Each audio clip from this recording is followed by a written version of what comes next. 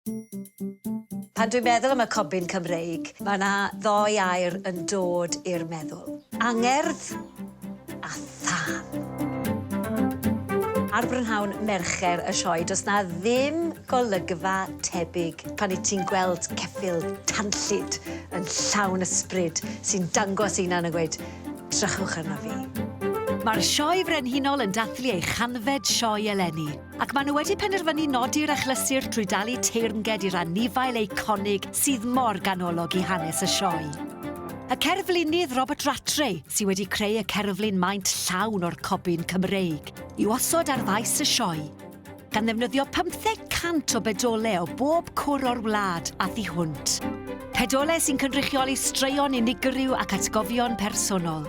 Pedolau sy'n rhodd gan bobl o bob tras a chefndir, ond sydd ag un peth annatod yn gyffredin, ei hangerdd tuag at geffylau. Teuluodd, bobl sy'n bridio cyffylau, wedi ennill pencampwriaethau. Maen nhw gyd wedi cyfrannu pedolau i greu y cerflun epig, anferthol yma sy'n mynd i gynrychioli cymuned gyfan. A fe fydd y march, balch Cymreig yma yn edrych lawr ar y prif gylch am flynyddoedd i ddod.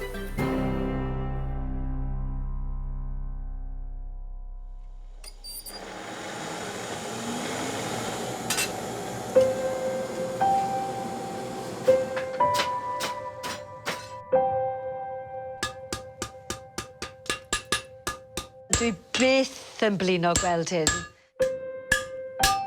Eirian fy mrawd yw'r bumed genhedlaeth o Ofaint, yn heili'r Morganied, yn y Refel, yn Ffarmers. A clywed tincyreinion, gweld gwreichion y tân, jyst yn mynd â fi nôl i'n plentyndod. Os o'n i'n clywed tincyreinion, o'n i'n gwybod bod nhw'n troi pedolau, a ni'n gwybod bod ceffylau yma. Ac wrth gwrs, dyna oedd yng nghariad i. A wedyn, os o'n i'n ferch fach dda, o'n i'n gofyn yn dawel i dad ar ôl y pedoli. Gofyn i'r berchenog, plis, allai cael reid ar y ceffyl ar y diwedd. Achos oedd dim poni da fi. O, atgofion melys. Dwi'n teimlo'n emosiynol bob tro dwi'n gweld ceffyl. Helo, Mr Caio. Siwr i ti ydi de? Ti'n gael brwsiad fach? O, eisiau, o, mae joio brwsh bach. Hwn yw Caio. Dath e i mywyd i pan fi farw Justin, fy newyddarwr. A mae'n rhyfedd i weud bod anifail yn gallu helpu i lanw'r gwacter yna. Oedd rhyw ysbryd yno fe wedi tynnu fi ato fe, ti'n gwybod, a sa'n gwybod pam, o'n i'n dwlu ar y teimlad o'n i'n cael pan i'n marchogaeth e. Unwaith chi'n dechrau uno gyda nhw a asio, gyda nhw am y briodas yma rhwng chi a'r ceffyl, a'r ffydd yma, mae beth chi'n gallu cyflawni wedyn yn anhygol. A nawr, mae e'n ffrind penna. Cofio di, mae waren o fe, mae drygioni a hyd. Dwi dal ddim yn nofus rhaid fel maen nhw'n gweud. Mae e'n gymeriad a hanner, a gofyn di i unrhyw un sydd wedi cwrdd â Caio dros, wel, y 12 mlynedd ddiwetha, maen nhw gyd y stori wedi amdano fe. Mae'n gadael i ôl, mae'n gadael i stamp.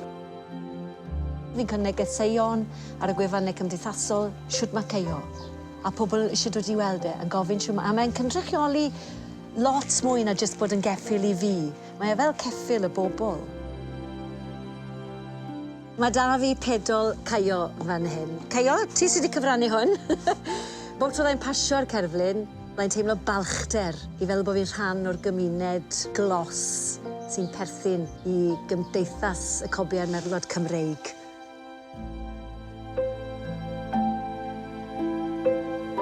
Mae'n 40 oed nawr, a mae'n edrych gystal ag eriod.